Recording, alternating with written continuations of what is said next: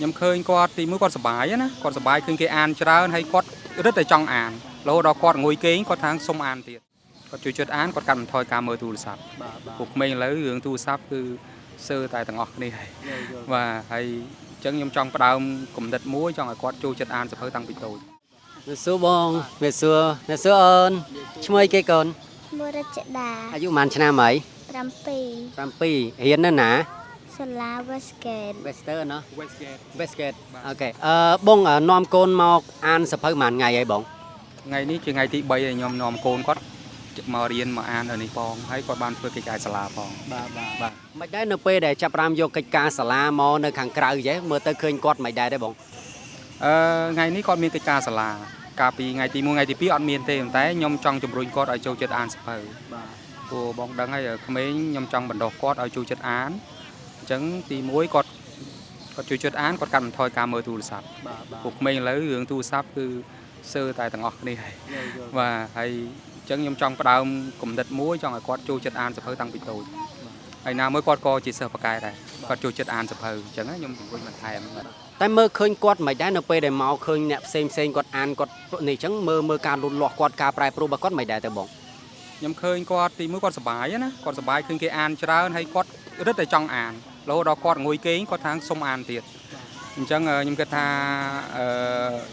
កម្មភាពឬការរៀបចំបណ្ណាល័យចល័តនេះដែលមានបងប្រុសគាត់មកចាស់ហ្នឹងគឺល្អហើយសំខាន់ហើយជំរុញឲ្យពលរដ្ឋហ្នឹងចូលរួមអានបង្កើនចំណេះកាត់បន្ថយពេលវេលាខ្ជះខ្ជាយបាទឬក៏ជាពិសេសសម្រាប់ក្មេងៗគឺការមើលទូរស័ព្ទហ្មងបាទអញ្ចឹងខ្ញុំឃើញកូនខ្ញុំគាត់សប្បាយគាត់រីករាយហើយគិតថាជាចំណុចមួយដែលឪពុកម្ដាយភាគច្រើនចង់បានបាទចុះកូនស្រីធ្វើអីគេហ្នឹង ធ្វើកិច្ចការសាលា គេធ្វើពីអីគេ ធ្វើពីមេរៀន មេរៀននៃខ្លះទៅបញ្យលពូមួយមើល មេរៀនទេសភាពវាលស្រែនៅរដូវវស្សា នៅរដូវវស្សាគេធ្វើអីខ្លះទៅចុះអានេះកសិករអីគេ កសិករភ្ជួរស្រែ មិនបានទៅភ្ជួរស្រែវិញមិនទៅបំពេញពាក្យភ្ជួរមូលហេតុអីទៅហ៎ ភ្ជួរស្រែធ្វើអីកូនមិនបានគេភ្ជួរស្រែគឺស្រែកូនពេលមានភ្លៀងមកគេភ្ជួរស្រែគេធ្វើដើម្បីបានអីកូនរងហើយកូនញ៉ាំអីគេ ញ៉ាំបាយ ញ៉ាំបាយចេញពីអីមកកូនគេធ្វើស្រែបានបាយណាបានកបានស្រូវយកមកធ្វើអង្គណាកូនណា